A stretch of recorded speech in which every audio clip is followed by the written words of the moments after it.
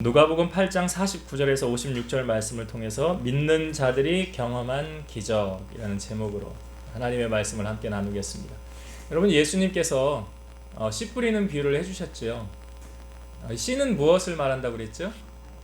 말씀을 말한다고 그랬어요.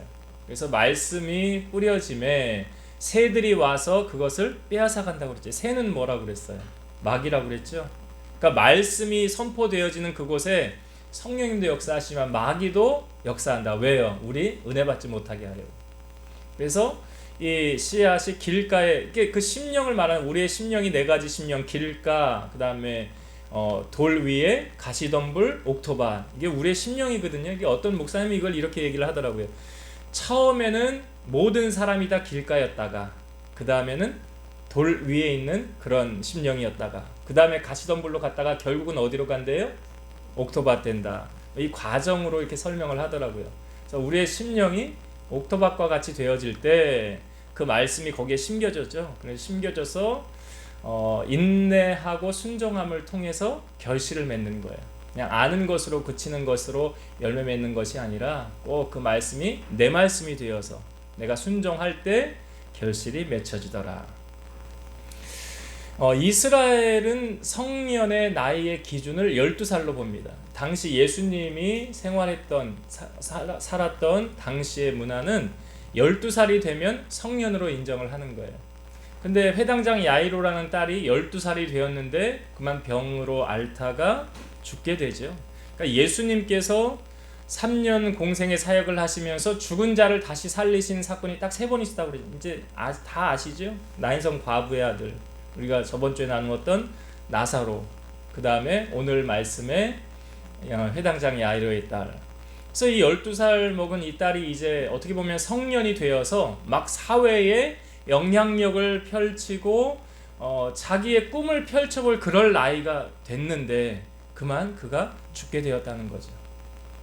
그런데 그 인생의 죽음으로 끝난 것이 아니라 예수님을 만남으로 말미암아 새로운 인생이 펼쳐지게 되더라. 그런 말씀을 오늘 우리에게 보여주고 있는데요. 오늘 이 회당장 야이로의 딸을 통해서 주님이 살리신 사건을 통해서 우리에게 주시고자 하는 메시지를 우리가 함께 먼저 나누길 원합니다. 이 회당장 야이로라는 사람이 왜 예수님을 찾아왔을까요? 오늘 말씀을 잠깐 한번 볼게요. 41절과 42절의 말씀.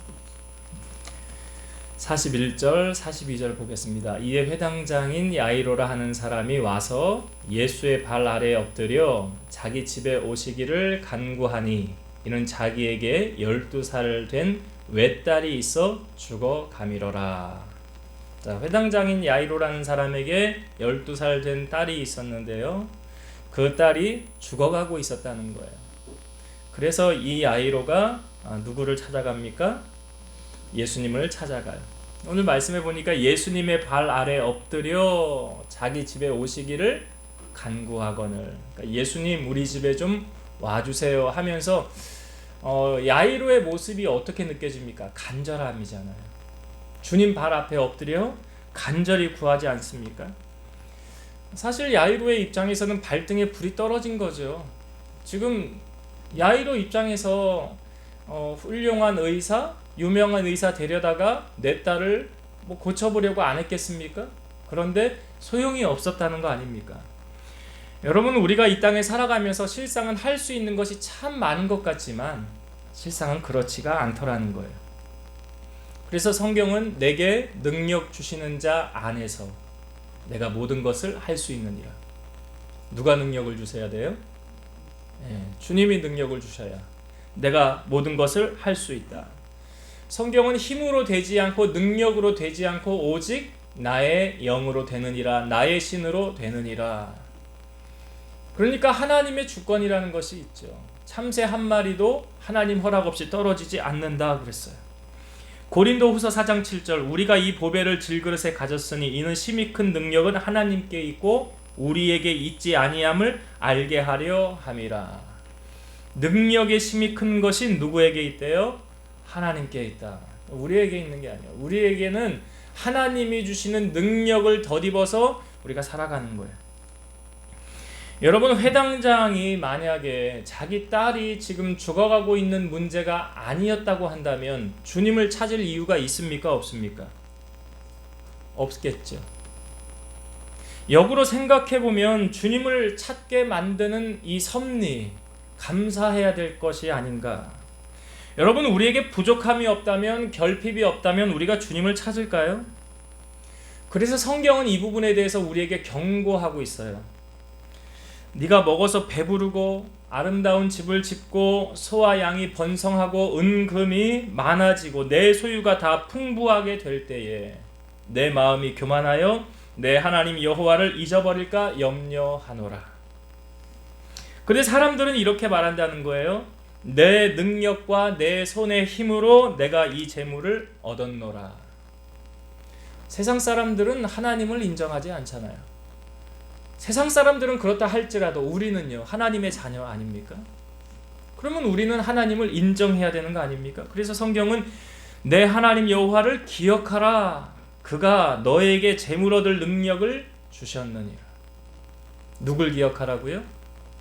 하나님을 기억하라고 그랬어요. 잊지 말라라는 말이죠. 그래서 신명기 8장 11절 오늘 내가 너에게 명하는 여호와의 명령과 법도와 규례를 지키지 아니하고 내 하나님 여호와를 잊어버리지 않도록 삼갈지어다. 하나님을 잊어버리면 안 돼요. 그 하나님의 은혜를 잊으면 안 돼요. 오늘 우리는 우리가 모든 것이 잘해서 열심히 해서 잘 되었다고 생각하는 것 잘못된 생각이에요. 그건 인본주의적인 생각이에요. 그건 사람의 생각이에요. 우리 아들이 이제 아시지만 병이 걸려서 이제 병원에 입원을 하게 되어서 들어가 있잖아요. 면회도 안 되고. 부모로서 할 수 있는 것이요, 정말 인간적으로 할 수 있는 게 아무것도 없어요. 야, 그런 상황에 놓고 보니까 정말 할 수 있는 건 하나님을 향하여 기도하는 것밖에 없더라고요. 그 답은.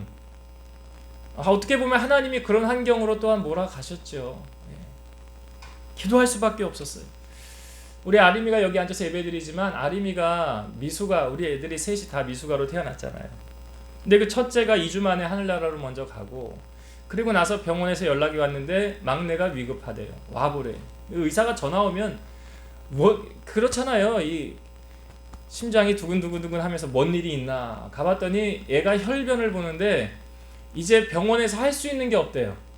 그냥 굶기는 거예요. 일주일 뭐 하여튼 계속 일주일 넘게 얘 혈변이 그칠 때까지 굶기는 것밖에 없대요. 병원으로서 의사도 간호사도 할 수 있는 게 없대요. 그럼 뭐 어떻게 해요? 의사가 그렇게 말하는데 우리가 뭐 처치를 해주세요. 뭘 할 수 있는 게 없잖아요. 그래서 가끔 이제 면회를 가면 애가 우는 소리가 나요. 배고파서 밥 달라고 우는 소리. 우리 아림이가 병원에서 이렇게, 얘는 병원에서 득음을 하고 나온 애예요. 그때 저는 뭘 했냐면, 시간만 나면 저희 그 단계동에 저기 있을 때 그 건물의 지하에 이제 그냥 창고처럼 있는 거기 스티로폼을 하나 깔아놓고 시간만 되면 거기 내려가는 거예요. 근데 제 아내가 저한테 뭐라고 그러냐면 이런 얘기를 하더라고요. 아림이 잘못되면 나 당신 안 볼 거야.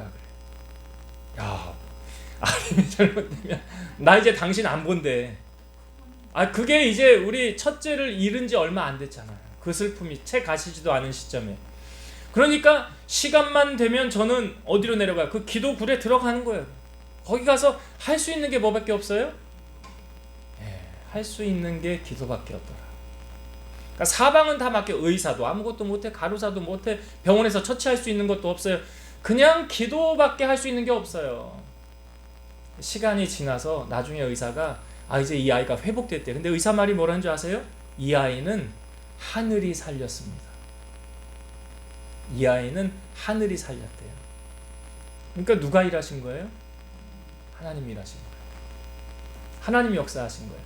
우리 하나님은 살아서 역사하시더라고요. 그 기도를 들어서 응답해 주시더라고요. 이 과정을 돌이켜보면 저로 하여금 누구를 찾게 만든 거예요? 하나님 찾게 만든 거 아닙니까? 여러분, 우리가 하나님이 어떤 문제 속에서 우리를 던져 넣으시고 너 어떻게 하는가 보자 하면서 네가 누구를 찾는가 어떻게 하는가 하나님 보시잖아요.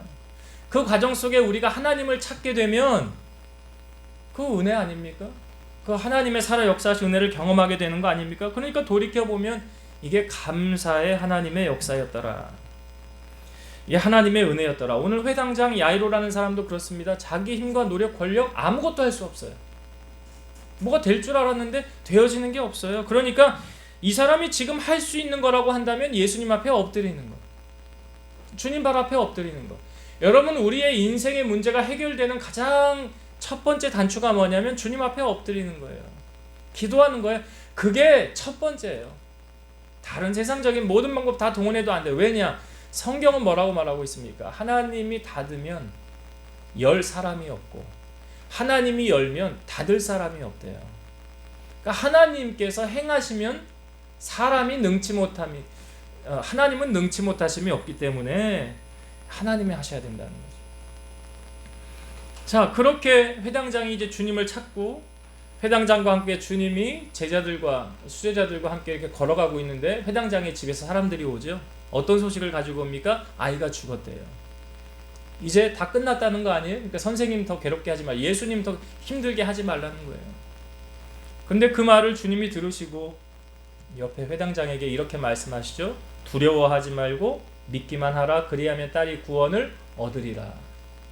그러니까 우리가 이 성경에 보면 두려운 마음은 하나님이 주는 마음이 아니라고 했어요. 기억하세요, 여러분. 우리가 살면서 두려운 일들을 만날 수는 있어요. 갑자기 심장이 철렁하고 그런 일을 만날 수 있어요. 그런데 그 두려움은 하나님이 주는 마음은, 그 주님은 우리에게 내가 너에게 평안을 주노라 그랬어요. 내가 세상을 이기었노라 그랬어요. 그러니까 두려운 마음은 마귀가 주는 거고 주님이 우리에게 주는 마음은 평안함을 주시는 거예요. 그러니까 지금 딸아이가 죽었다는 소식을 주님도 다 아시지요. 들으셨지요. 그러니까 회당장의 마음이 무너질 거 아니에요. 그러니까 그 상황 속에 주님이 하셨던 말씀이 두려워하지 말고 믿기만 하라. 그러면 딸이 구원을 얻으리라. 이 말씀을 하시고 이제 회당장의 집에 도착을 한 거죠. 자, 그 집에 이르러서 주님께서 이렇게 하십니다. 여기 예수님 옆에 있는 세 수제자 베드로와 야고보와 요한이 있었고, 그다음에 아이의 이 야이로, 아이의 부모, 그러니까 이 아이의 엄마하고 아빠하고만 데리고 들어가고 같이 하지 아니하셨더라 그래. 성경에 보니까 세 수제자와 부모 2명만 데리고 아이가 있는 곳으로 들어갔더라. 왜 주님 이렇게 하셨을까요? 분명한 이유가 있겠죠. 그 이유가 성경에 나오죠. 자, 52절, 53절 보겠습니다. 52절, 53절.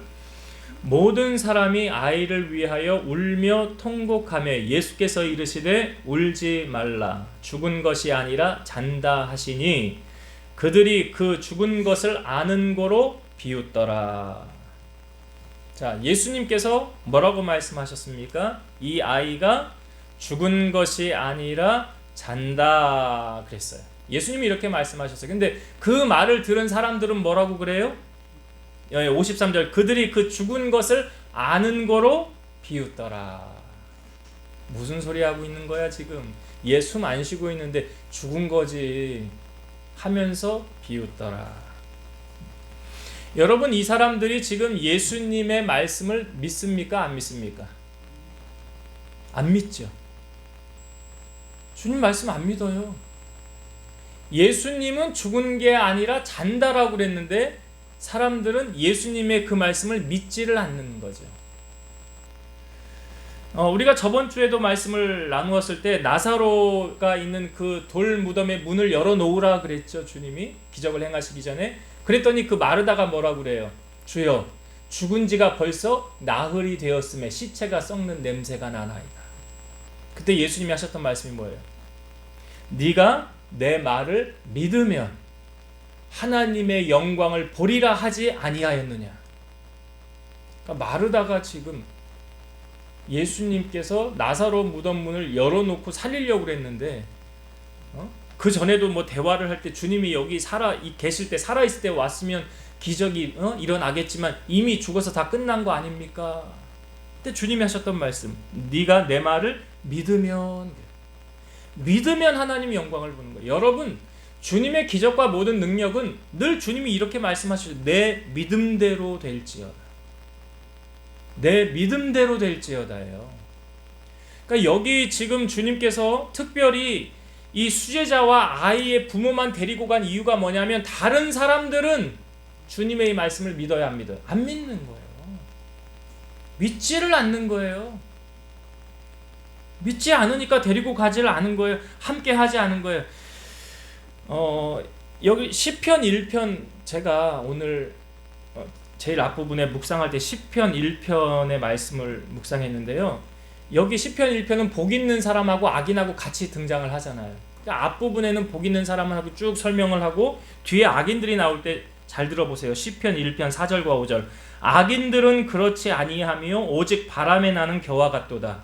그러므로 악인들은 심판을 견디지 못하며 죄인들이 의인들의 모임에 들지 못하리로다. 여기 악인들은 심판을 견디지 못하면 분명 주님 심판하시죠. 나중에 양과 염소 가른다고 그랬잖아요. 그 다음에 죄인들이 의인들의 모임에 들지 못하리로다. 죄인들이 의인들의 모임에 들지 못하리로다. 이 말씀을 오늘 적용해보면 여기 수제자 3명하고 이 아이의 부모 2명은 예수님의 말씀을 믿는 의인의 모임에 들어간 거고, 나머지 사람들은 주님의 말씀을 믿지 않은 거 아니에요. 주님이 이 아이가 죽은 게 아니라 잔다 하는데 사람들이 믿었어요, 안 믿었어요? 아무도 안 믿었더라. 그러니까 주님이 이렇게 하신 거예요. 다른 사람은 들어오지 마라. 왜? 믿지 않으니까. 믿지 않는 사람에게, 그러니까 이 진주를 돼지에게 던지지 말라 그랬잖아요. 고린도후서 6장 14절에서 16절. 너희는 믿지 않는 자와 멍에를 함께 매지 말라. 의와 불법이 어찌 함께하며 빛과 어둠이 어찌 사귀며 그리스도와 벨리알이 어찌 조화되며 믿는 자와 믿지 않는 자가 어찌 상관하며 하나님의 성전과 우상이 어찌 일치가 되리요. 우리는 살아계신 하나님의 성전이라. 이와 같이 하나님께서 이르시되 내가 그들 가운데 거하며 두루 행하여 나는 그들의 하나님이 되고 그들은 나의 백성이 되리라. 그러니까 하나님도 빛과 어둠이 같이 공존하지 못하는 것처럼 믿지 않는 자와 믿는 자가 같이 하지 말라 그랬어요. 그러니까 하나님의 성전과 우상이 어찌 일치가 될 수 있느냐? 일치될 수 없다. 이 말씀 바로 다음에 17절. 그러므로 너희는 그들 중에서 나와서 따로 있고 부정한 것을 만지지 말라. 여기 말씀이에요. 그들 중에서 나와서 따로 있고. 여러분, 노아가 방주를 지을 때 그 노아가 하나님의 음성을 들었잖아요. 노아의 사적은 이러하니라. 노아는 당대의 의인이요 완전한 자라 하나님과 동행했더라 그랬죠. 하나님과 동행했으니까 하나님 말씀 들은 거 아닙니까? 그러니까 방주를 세워라. 그 산에다가 방주를 지으라고 세상 사람들 노아를 향하여 손가락질 했겠죠. 저 무슨 짓 하는 거냐고, 이 마른 하늘에. 근데 방주를 다 짓고 난 다음에 사람들 오라고 했겠죠. 노아가 들어오세요. 이제 하나님이 물로 심판하신다고 합니다. 들어오세요. 들어요? 안 들어요? 안. 그러니까 믿지 않는 자가 거기 같이 함께 합니까? 안 합니까? 안 하잖아요. 동행하지 않잖아요. 오늘 예수님도 그러신 거예요. 그 믿지 않는 자들과 같이 동행하지 않는 거예요. 그러니까 이 하나님의 은혜는 이 체험을 해본 사람은, 기도도 해본 사람이 기도하는 거 아니에요? 은혜를 경험한 사람이 이 은혜를 아는 거 아닙니까? 아무것도 모르는 사람이 힘들죠. 그래서 주님께서 이렇게 따로 구별하신 거. 우리가 유유상종이라고 그러는데 세상적인 것 좋아하는 사람 옆에는 세상적인 것 좋아하는 사람들 붙어요. 노는 거 좋아하는 사람, 쾌락을 좋아하는 사람, 유흥을 좋아하는 사람. 그런 사람은 그런 사람들끼리 놀지 않습니까? 도박 좋아하는 사람, 마약하는 사람, 그런 사람들끼리 놀아요. 그런데 하나님을 향하여 기도하고 찬송하고 예배하는 이런 게 좋은 사람들은 어떻게 그런 쪽으로 모이잖아요. 또 그런 사람들하고 같이 이렇게 하지 않습니까? 그러니까 예수님께서 지금 이 세 제자와 이 아이의 부모만 데리고 간 차별을 두신 이유는 뭐냐면 하나님의 능력을 신뢰하지 않는 사람들에게는 하나님의 역사가 나타나지 않는다. 여러분, 물이 포도주가 된 건 예수님이 첫 번째 기적 아닙니까? 그 물이 포도주가 된 건 누구만 알아요? 물을 떠온 하인들만 아는 거예요. 순종한 사람들만 아는 거예요. 그 기적을. 그래서 아무나 그 기적을 맛보는 거 아니다. 아무나 은혜를 받는 거 아니에요. 여러분, 이 기적의 현장의 자리에 있는 사람은 5명밖에 없었어요. 이 많은 사람들 가운데. 은혜는 아무나 받는 것이 아니더라. 그래서 우리가 이 은혜의 자리 빼앗기지 않도록 사수하고 지키는데 힘써야 된다. 왜? 이게 귀한 거니까. 이게 중요한 거니까. 이게 나를 살리는 거니까.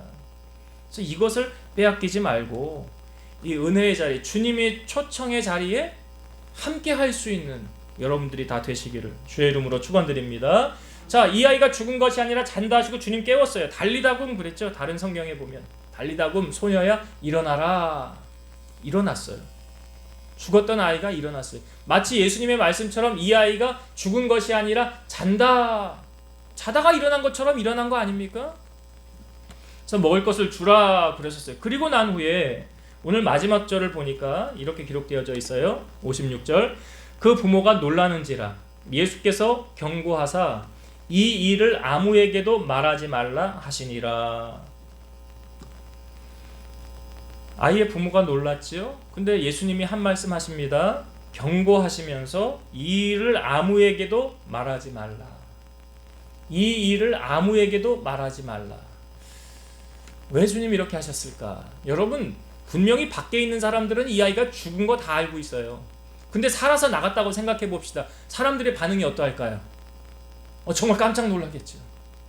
이야, 분명히 죽었었는데 정말 살아났네 하면서 사람들이 누구를 향하여 초점을 가질까요? 아이를 향하여 초점을 가질까요? 예수님을 향하여 초점을 가지겠죠? 그러면 이제 모든 사람들의 민심이 누구에게로 갈까요? 예수님에게 향하겠죠. 자, 그러면 예수님은 하루아침에 스타 되는 거 아닙니까? 인기를 얻는 거 아닙니까? 새로운 세력을 일으키는 거 아닙니까? 그러면 이제 정권 재창출을 해서 예수님이 이제 뭐 투표를 한다고 그러면 후보 1순위로 등재되는 거 아니에요. 그럼 모든 사람들이 이제 아니 그 전에 우리가 오병이어의 기적을 나눌 때도 예수님을 임금 삼으려고 하지 않았습니까? 그런데 그때 예수님은 어떻게 하셨어요? 따로의 산으로 가셨더라. 혼자 산으로 가셨더라. 그러면 오늘 본문의 말씀에 예수님께서 이 죽은 아이를 살리신 후에 왜 아무에게도 이 일을 말하지 말라라고 하셨을까라는 거예요. 여러분, 예수님은 세상의 높은 자리에도 별로 관심이 없었고 뭐 인기를 끄는 거에도 그런 별로 관심이 없었어요. 근데 사람들은 어떻습니까? 막 애들이 뭐 꿈 물어보면 뭐라고 그래요? 나 연예인 꿈이래. 연예인 되고 싶대. 왜요? 예, 하루 아침에 그냥 유명해지고 그 유명해지면 따라오는 게 뭐예요? 돈방석에 앉게 되는 거 아닙니까? 광고 하나 찍으면 몇 억 들어오는 거고요. 그 일생 보장받는 거 아닙니까? 그러니까 바늘구멍 들어가는 것처럼 힘든 연예인을 왜 하려고 그러느냐? 그런 게 보장되어져 있기 때문에 그래요. 여기 유대 지금 말하면 예수님은 충분한 연예인의 기질이 있습니까? 없습니까? 있잖아요. 예수님에게 한 번이라도 은혜를 맛본 사람들 줄 서봐 내 앞에. 야, 그럼 오병이어의 기적에 몇 명 있었어요? 장정만 5,000명, 아니 부모 한 명 2만 명 정도 되는 거 아니에요? 그것뿐입니까? 어디 나병 환자 고친 사람, 뭐 눈먼자 고친 사람, 뭐 많잖아요. 수도 없이 성경에. 그러면 예수님은 하루아침에 스타가 되고요. 그 사람들을 다 내 편 만들 수 있는 거예요. 근데 오늘 예수님의 모습을 보세요. 이 일을 아무에게도 말하지 말라. 왜요? 주님의 본질이 흐려질까 봐. 예수님이 이 땅에 오신 목적이 무엇입니까? 마태복음 20장 28절. 인자가 온 것은 섬김을 받으려 함이 아니라 도리어 섬기려 하고 자기 목숨을 많은 사람의 대속물로 주려 함이니라. 정반대로 주님 가고 있지 않습니까? 세상 사람들은 뭐 권력 얻으려고, 이 권력의 자리 한번 차지해보면 이거 달콤한 거 아니까 이거 안 뺏기려고 계속 유지하려고 하고요. 그 자기 이름 알리려고, 명성 알리려고, 명성. 그 다음에 어떻게 하면 돈을 많이 모을까? 이게 나를 마치 지켜주는 것처럼 어떻게 하면 재물을 많이 모을까? 그러니까 세상 사람들은 그런 것 쫓아가지 않습니까? 근데 지금 예수님의 모습하고는 우리에게는 전혀 그런 것이 보여지지가 않잖아요. 그러면서 우리에게 뭐라고 말씀하세요? 우리가 누굴 닮아가야 돼요? 너희 안에 이 마음을 품으라 곧 그리스도 예수의 마음이니. 그러니까 세상을 사랑하면 아버지의 사랑이 그 안에 있지 않다 그랬어요. 세상으로부터 온 것이 뭐예요? 육신의 정욕, 안목의 정욕, 이생의 자랑, 이건 다 세상으로부터 온 것이 아버지께로부터 온 것이 아니라 지금 주님께서는 철저하게 이것을 배격하고 있잖아요. 예수님 사역하기 전에 3가지 시험 받으셨을 때도 이 물질과 명예와 이 권력에 관한 시험 아니었습니까? 그거 주님 다 이기셨잖아요. 오늘 세상의 사람들은 그것 쫓아가 살아갑니다. 그거 위해서 달려가요. 근데 우리는 그것을 위해 쫓아 달려가면 그것 때문에 결국은 망한다는 걸 여러분 아시잖아요. 그것 때문에 망한다는 거. 오늘 우리는 예수님께서 우리에게 보여주신 이 진리, 이 말씀, 이것을 따라 살아갈 때 우리의 삶은 주님 앞으로부터 보장을 받고 살아갈 수 있고요. 세우시는 능력도, 부유하게도 가난하게도, 높으시는 것도 낮추시는 것도 다 하나님의 손 안에서 되어진다고 그랬어요. 그래서 우리는 오직 철저하게 주님만을 따라가고 오늘 주님이 행하시는 것처럼 주님을 닮아가는 우리 성도님들 되시기를 주의 이름으로 축원드립니다. 자, 이제 말씀 정리하고 마치겠습니다. 오늘 12살 된 딸, 회당장의 딸이 죽어가고 있었죠. 결국은 죽었습니다. 그래서 이 문제 세상의 방법으로 해결할 수 없었더라. 그래서 누구를 찾아요? 주님. 여러분, 우리가 주님을 찾게 된 것 이렇게 돌이켜보세요. 물론 주님이 우리를 다 불러주신 것이지만 내가 주님을 찾을 수밖에 없는 환경을 누가 만들어주신 거예요? 주님이 만들어주신 거예요. 내가 주님을 찾을 수밖에 없는 환경을 주님이 만들어주셨더라. 오늘 회당장 야이로의 딸의 이 죽음을 통해서 결국 주님 앞에 돌아온 거 아닙니까? 그러니까 이런 사인이 올 때 여러분 무뎌져서 무시하고 주님 안 찾고 세상적인 방법으로 계속 나아가서 해결하려고 한다면 어리석은 것이고 해결되지 않습니다. 문제는 주님 앞에 나올 때 해결받을 수 있다라는 것. 그래서 회당장 야이로가 주님 앞에 엎드렸죠. 그 간절함이 있었죠. 그래서 주님 앞에 나왔는데 그 딸이 죽었다는 소식을 가지고 왔어요. 예수님이 옆에서 회당장의 마음을 아셨어요. 두려워하지 말고 믿기만 하라. 두려워하지 마. 여러분, 신앙생활하는 자녀들의 특권이 무엇입니까? 우리에게는 누가 있어요? 주님이 계시잖아요. 우리에게는 든든한 백이 있잖아요. 사방이 막혀 있어도 어딘 열려 있어요? 하늘은 열려 있잖아요. 하늘은 열려 있잖아요. 그 하나님이 누구 아버지? 나의 아버지 아니에요? 여러분들의 아버지 아니십니까? 그 아버지를 향하여 우리가 기도할 수 있다는 거 얼마나 큰 축복이에요. 그 하나님을 언제든지 무엇이든지. 그래서 너희가 뭐 기도할 때 이전에 받지 못하였으면 구하라. 그리하면 받으리니 너희 기쁨이 충만하니라 그랬잖아요. 그래서 하나님을 찾는 여러분 되시기 바라고. 자, 주님께서 기적을 행하실 때 사람들 다 데리고 가지 않았어요? 3명의 수제자, 베드로와 야고보와 요한, 그리고 아이의 부모 2명, 5명만 데리고 들어갔어요. 왜 그랬는지 그 이유 아시죠? 다른 사람들은 주님의 말씀을 믿어요, 안 믿어요? 믿지 않는데 뭐. 믿지 않는 사람에게 기적을 주님이 주십니까? 아니에요. 우리가 이제 일반 계시와 특별 계시가 있는데 이 특별한 계시는 이 사람들만 누릴 수 있는 거예요. 5명. 그 현장에서 본 거 아닙니까? 아이가 분명히 예수님 말씀대로 되어진다는 것을. 그 물 떠온 하인들이 물이 포도주가 되는 것 누구만 알아? 하인들만 아는 거예요. 잔치자리에 있는 사람들은 몰라요. 여러분, 우리의 삶에, 신앙의 삶에 있어서, 성도들에게, 크리스찬에게 있어서 우리에게 이런 체험이 있어야 되지 않겠습니까? 다른 사람은 모르는 나와 주님과의 은밀한 이런 체험, 이런 은혜. 얼마나 그런 은혜를 우리가 좀 누리며 살아가야 되겠다. 그래서 믿지 않는 자와 멍에를 같이 매지 말고, 여기 악인들은 의인들의 자리에 같이 하지 못한다 그러잖아요. 그래서 우리가 이 축복의 자리 빼앗기지 마시고 예배의 자리에 꼭 머무는 여러분, 은혜의 자리에 머무는 여러분 되시기 바랍니다. 마지막으로 나누었던 게 주님께서 이 일을 아무에게도 말하지 말라 하신 이유, 본질이 흐려질까 봐. 우리가 신앙생활하는 거 여러분 복받기 위해 교회 다닌다? 뭐 물론 그게 뭐 맞을 수도 있어요. 그러나 근본적인 우리가 신앙생활하는 것은 천국 가기 위해, 구원받기 위해서 하는 거고요.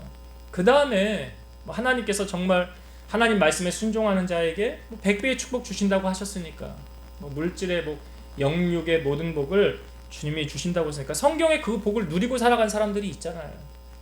그런 근데 이제 주님께서 이 말씀하시는 건 본질이 흐려지지 않도록, 본질이 주님의 오신 목적, 내가 온 목적, 어떤 세력을 형성해서 나라를 정권 재창출하고 그런 것하고 주님이 전혀 상관없이 세상의 것 바라보지 않고 온전히 주님의 가신 그 길, 그 목적 이루기 위해서 본질이 흐려지지 않도록 우리가 주님을 사랑하는 그 마음이 여러분 어떤 세상적인 것 때문에 그 욥이 시험 받는 게 사탄이 그랬잖아요. 하나님이 욥에게 복을 많이 줘서 욥이 섬기는 거 아닙니까? 그래서 시험을 했는데 그거 아니었잖아요. 그래서 우리가 어떤 상황 때문에 어떤 조건 때문에 주님을 섬기는 것이 아니라 그냥 날 위해 죽어주신 그 주님의 그 크신 사랑 때문에 내가 주님 섬기며 살아갑니다. 이 마음이 여러분 소유하셔서 마지막까지 주님의 증인으로 살아가는 성도님들 다 되시기를 주의 이름으로 축원드립니다. 기도하시겠습니다. 살아서 역사하시는 하나님 감사합니다. 우리로 하여금 여러 가지 많은 문제들 속에 살아가지만 그 문제를 통해서 하나님은 우리가 하나님을 찾게 만드시고 우리가 전화위복하게 하셔서 더 크신 하나님의 은혜를 체험하게 하시는 줄로 믿습니다. 오늘 회당장 야이로의 딸이 죽음의 위기가 있었습니다. 죽었습니다. 그러나 주님께서는 죽은 것이 아니라 잔다라고 말씀하셨고 주님의 말씀대로 이루어졌습니다. 오늘 사랑하는 성도들이 무엇을 붙잡고 살아가야 됩니까? 주님 말씀 붙잡고 주님의 행하신 은혜를 우리들이 경험하고 살아갈 수 있는 그런 기적의 주인공, 역사의 주인공이 되게 하여 주옵소서.